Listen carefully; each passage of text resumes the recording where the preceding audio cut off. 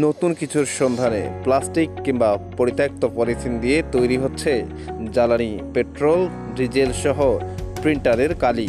এই অভাবনীয় উদ্ভাবন দেখতে আমাদের এসআরবি বাংলাদেশ এবং এসআরবি ওয়ার্ল্ডের পক্ষ থেকে আমাদের টিম চলে গেছেন আজকে জয়পুরহাট জেলার ভাতশা ইউনিয়নের পার্বতীপুর গ্রামে। চলুন সেখানে সরজমিনে আমাদের সাথে আছেন সাইফুল ইসলাম ভাই। তার করা ভিডিও চিত্র এবং তথ্যতে আজকে আমরা পুরো ঘটনাটি আপনাদের মাঝে তুলে ধরব।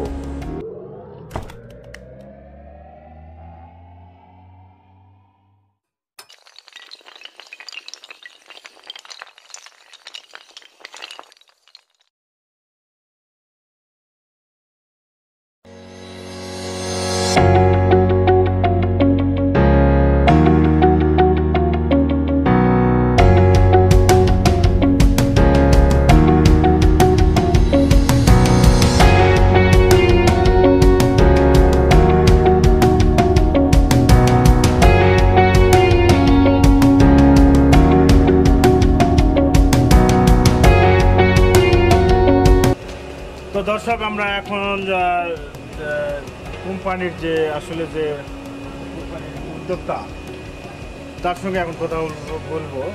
আপনার নামটা? বাবু।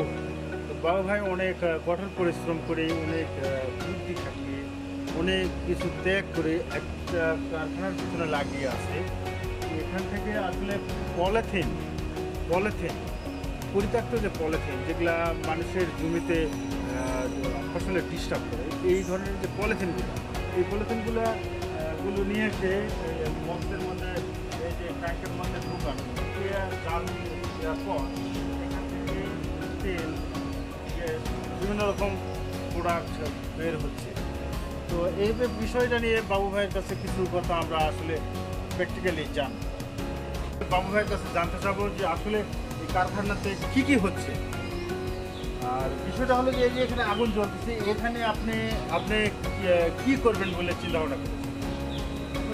এটা করার পিছনে আমার একটাই কারণ, আমার এই যে তেল তৈরি হয় প্লাস্টিক থেকে তেল তৈরি হয়, তো এইটা যদি আমি জ্বালানি ব্যবহার করি, খড়ি বা অন্যান্য যে দ্রব্যগুলো আছে সেগুলো দিয়ে একটু ধোঁয়া হয়, বুঝতে পারছেন? ধোঁয়াটা হলে আমাদের এলাকায় যে পরিবেশটা যে নোংরা হয় সেটা আমাকে খারাপ লাগে।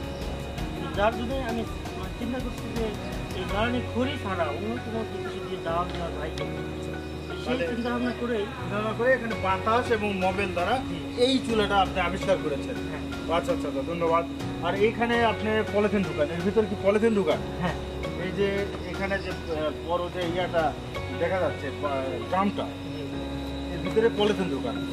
ঢুকানোর পর নিচে জাল দেন। জাল দেওয়ার পরে এই যে পাইপগুলো দিয়ে আসলে কি হয়, আপনি একটু জনগণকে, আমাদের যারা আসলে ভিউয়ার্স, তারা আপনার কাছে প্রশ্ন করতে পারে যে আসলে এখানে কি হচ্ছে।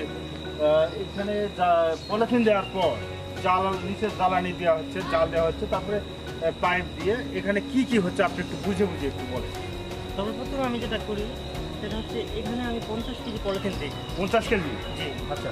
50 কেজি পলিথিন দেওয়ার পরে আচ্ছা, আমি মোটামুটি 1 ঘন্টা আপনার 500 ডিগ্রি তাপমাত্রা হিসেবে জাল দিই। 500 ডিগ্রি তাপমাত্রায় জাল দেন।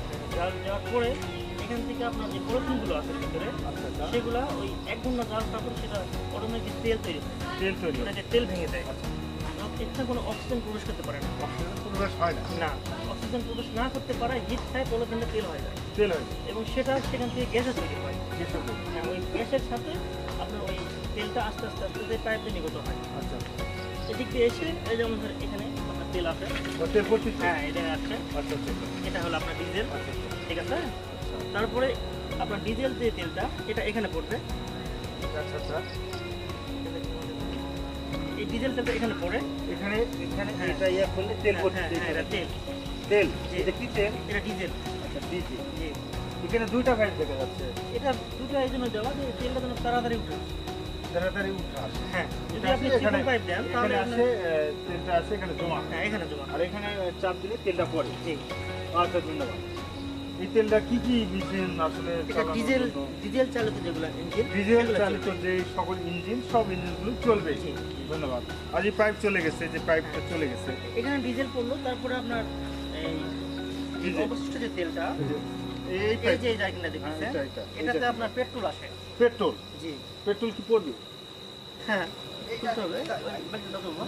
আচ্ছা, পেট্রোল। ওটা নিয়ে আসি। শুধুমাত্র পলিথিন প্লাস্টিক ব্যবহার করেই অল্প পুঁজিতেই অল্প পরিশ্রমেই কাজ করে চলেছেন জয়পুরহাট জেলার ভাতশাহী ইউনিয়নের পার্বতীপুর গ্রামের বাবু ভাই। তাকে ধন্যবাদ দিতে চাই, সেই সাথে ধন্যবাদ দিতে চাই জনগুরুত্বপূর্ণ একটি সংবাদ মানুষের মাঝে তুলে ধরার জন্য সাইফুল ইসলাম ভাইকে, এবং সেই সাথে ক্যামেরায় ছিল RS রুহুল ভাই। ধন্যবাদ সকলকে। নিত্য নতুন ভিডিও নিয়ে আবারও আপনাদের সামনে হাজির হব। আল্লাহ।